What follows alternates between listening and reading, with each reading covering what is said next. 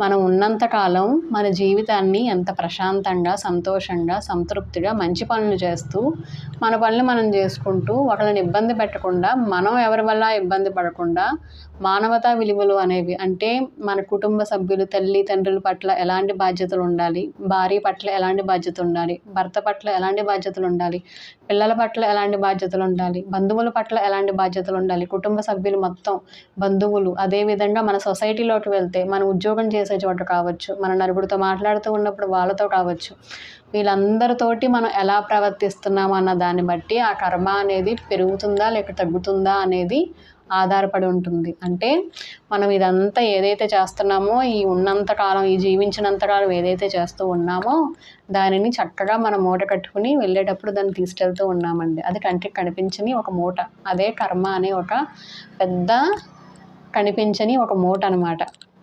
So వస్తూ ఉన్నప్పుడు మనం తీసుకుని వస్తాము, వెళ్ళేటప్పుడు మనం తీసుకుని వెళ్తాము. ఏమిటది అంటే కర్మ.